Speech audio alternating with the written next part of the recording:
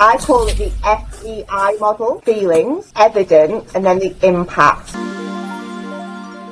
Hi, my name is Zoe. If you're new to the channel, welcome. And in this channel, I speak with guests and we share perspectives and our insight into things that really matter. If this is what you're looking for, do consider subscribing. And in today's episode, we have Olivia Carter, a leadership coach and mentor, to share with us practical tips to elevate your leadership skills. Coming up next. Now, the feedback model is really simple. Basically works on 3 key points, talking about feelings, evidence, and then the impact. So I call it the F.E.I model. So another great example of, let's say you've got a member of your team who is constantly late for a meeting. So you could feedback and say, I feel concerned that when you are consistently late for meetings, the impact of that, we are not going to be able to deliver those results to the client on time. Can you see how simple? Yes. But what we're doing is really raising that person's awareness by sharing our feelings with the facts and the evidence. You see, so often in feedback, we don't give those facts and the evidence. And when people also recognise the impact, then it really helps people to think, you know, what am I going to do differently about it? This makes it very,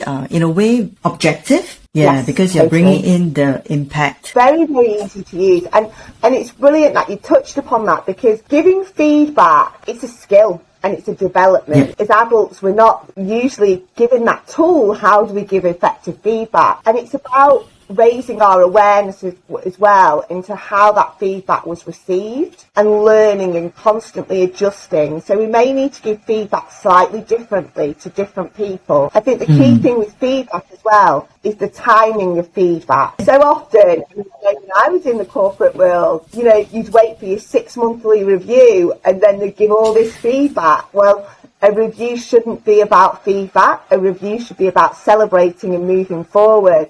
And so I think it's about giving lots of feedback. Maybe daily is too much, but, you know, giving that consistent feedback. Because if somebody had done something 4 months ago and you bring it up in a 6-monthly review, then that's going to really lose trust, isn't it? Because they're going to be thinking, well, for 4 months you've been thinking X, Y, and Z.